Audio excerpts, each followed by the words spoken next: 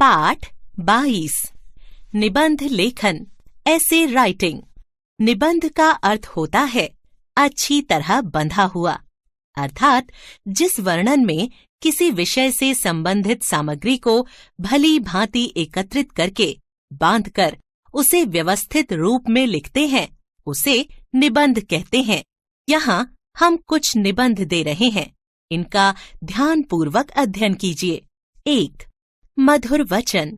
सारे जगत में मानव ऐसा प्राणी है जिसे वाक शक्ति मिली है।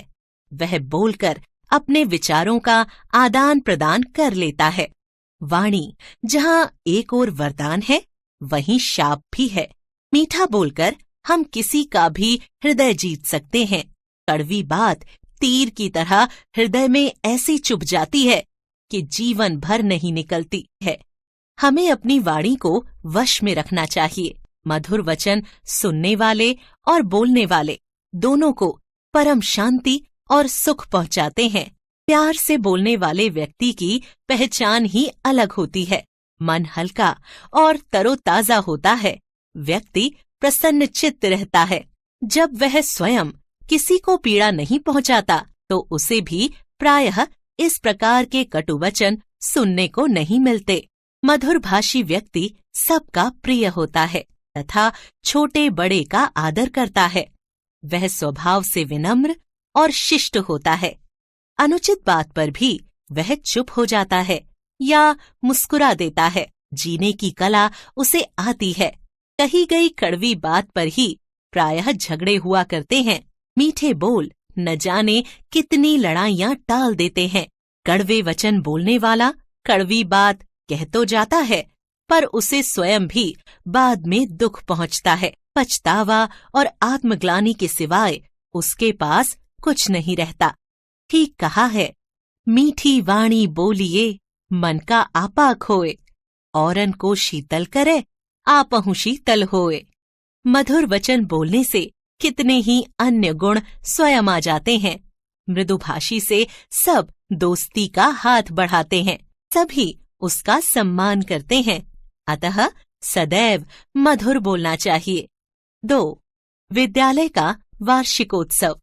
हमारे विद्यालय का वार्षिकोत्सव 10 फरवरी को बड़े धूमधाम से मनाया जाता है। विद्यालय के इतिहास में यह एक यादगार घटना होती है। सामान्यतः यह परीक्षाओं से कुछ दिन पूर्व होता है। इस वर्ष विद्यालय का वार्षिकोत्सव बड़ी धूमधाम से मनाया गया। इससे पूर्व खेल कूद हुए थे। यह विद्यालय के सभागार में संपन्न हुआ। इसके लिए अच्छी तैयारियां की गईं। विद्यालय भवन की सफाई और पुताई हुई। दरवाजों पर रंग किया गया। भवन को अच्छी तरह सजाया गया। मुख्य द्वार पर फूल मालाएं लटकाई गईं। शिक्षा निदेशक को समारोह की अध्यक्षता के लिए आमंत्रित किया गया था। विद्यालय परिसर को गमलों और झंडियों से सजाया गया था। लड़के सुंदर वेशभूषा में विद्यालय आए। स्काउट अपनी वेशभूषा पहने थे। हर व्यक्ति और हर चीज साफ सुथरी दिखाई देती थी। ठीक 10 बजे मुख्य अतिथि आए। प्रधानाचार्य तथा अन्य कर्मचारियों ने मुख्य द्वार पर उनका अपूर्व स्वागत किया। विद्यालय बैंड ने राष्ट्रगान की धुन बजाई। बच्चों ने तालियां बजाईं। स्काउटों ने सम्मान में परेड निकाली। प्रबंधक ने उन्हें माला पहनाई। प्रधानाचार्य तथा समिति के कुछ सदस्य उनके साथ सभागार तक गए। 5 बच्चों ने स्वागत गान गाया। 2 बच्चों ने कविता पाठ किया।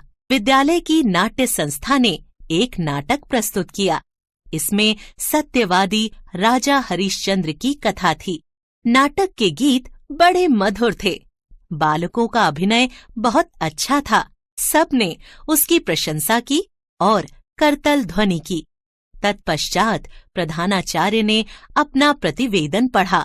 उन्होंने विद्यालय की प्रगति के विषय में बताया। उन्होंने गर्व से स्पष्ट किया कि गत वर्ष विद्यालय का बोर्ड परीक्षा फल 95% रहा, जो कि सराहनीय था। इसके बाद अध्यक्ष महोदय ने विजेताओं को पुरस्कार दिए। प्रधानाचार्य ने मुख्य अतिथि का धन्यवाद किया। इस प्रकार समारोह संपन्न हुआ। समारोह विद्यालय में सर्वत्र हर्ष और आनंद की लहर छोड़ गया। 3. परोपकार। परोपकार शब्द 2 शब्दों से मिलकर बना है। पर जमा उपकार। उपकार तो हम अपने भाई बहन, पुत्र पुत्रियों और सगे संबंधियों पर भी करते हैं, पर वह परोपकार नहीं है। परोपकार वह है जो हम परायों के साथ करते हैं, अपरिचितों के साथ करते हैं, क्योंकि अपनों के साथ किए गए उपकार में कहीं न कहीं हमारा कोई न कोई स्वार्थ छिपा रहता है। जब हम किसी गैर के साथ कोई भलाई का काम करते हैं, जब हम किसी अनजान के आंसू पोंछते हैं, जब हम किसी अपरिचित के होठों पर मुस्कान बिखेरते हैं, तब हम सच्चे अर्थों में परोपकार करते हैं। जब हम किसी व्यक्ति के कष्टों, पीड़ा और अभावों को किसी भी अपने संबंध या स्वार्थ सीमा से बाहर रखकर दूर करने का प्रयत्न करते हैं, तभी हम परोपकार करते हैं।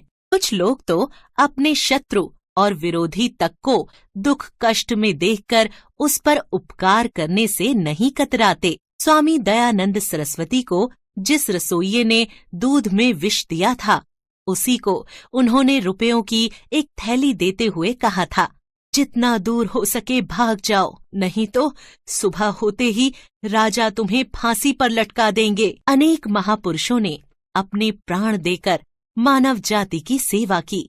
महर्षि दधीची ने देव जाति के कल्याण के लिए अपनी अस्थियों को दान में दे दिया था। अच्छे लोग परोपकार को ही अपना सबसे बड़ा धर्म समझते हैं। राजा रघु और हर्षवर्धन 5 वर्ष तक अपने राज्य कोष को भरते रहते थे और 5 वर्ष बाद उसे जरूरतमंदों और गरीबों में बांट देते थे। महाकवि रहीम के पास एक बार एक गरीब व्यक्ति सहायता के लिए आया। उस दिन रहीम राजकार्य में बहुत अधिक व्यस्त थे, अतएव उन्होंने उस व्यक्ति से मिलने में अपनी असमर्थता प्रकट की।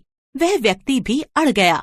उसने रहीम के विश्वासी अधिकारी को कहा, मैं रहीम से मिलकर ही जाऊंगा। रहीम को जब उसकी जिद के बारे में बताया गया तो उन्होंने कहा, उससे पूछो कि वह हमारा क्या लगता है जो बिना हमसे मिले नहीं जाएगा। उस व्यक्ति ने कहलाया, मैं रहीम का साढ़ू लगता हूँ, बिना मिले नहीं जाऊंगा। सुनते ही रहीम ने कहा, ओह, हम तो भूल ही गए थे।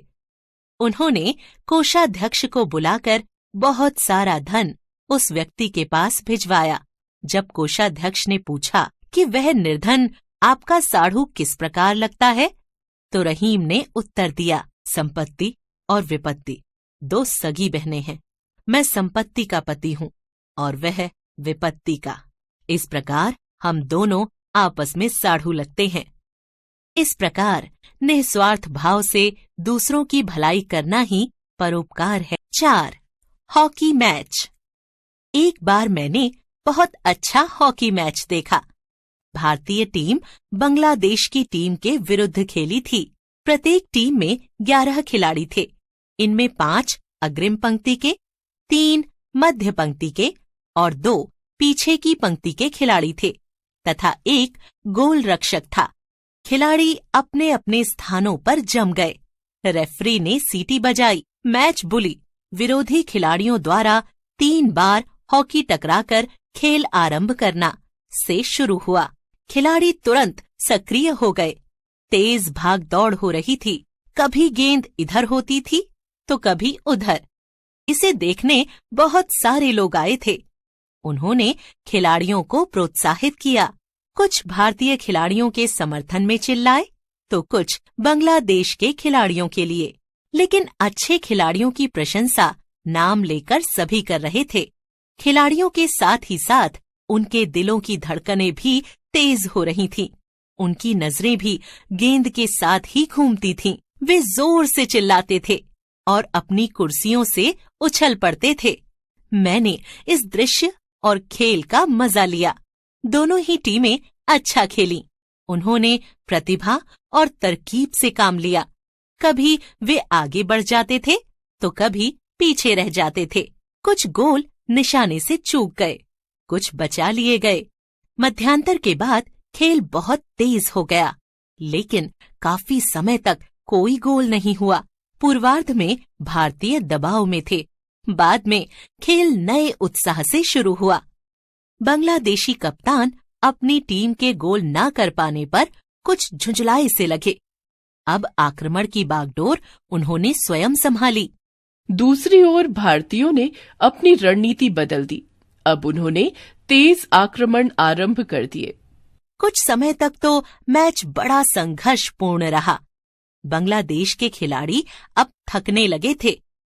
वे व्यक्तिगत रूप से तो अच्छे खिलाड़ी थे, लेकिन उनमें तालमेल और टीम भावना की कमी थी। अंत में भाग्य ने भारत का साथ दिया। अमित ने गोल कर दिया। जोर का हर्षनाद हुआ। बांग्लादेश के खिलाड़ी और भी तेज हो गए। उन्होंने बार बार आक्रमण किए, पर सब व्यर्थ रहा। भारतीय टीम मैच जीत गई। सभी खिलाड़ी फिर से मित्रवत हो गए थे। उन्होंने हाथ मिलाए और मुस्कुराहटों का आदान प्रदान हुआ। जीतने वाले खुश थे, पर हारने वाले भी दुखी नहीं थे। उन्होंने अंत तक सही खेल खेला।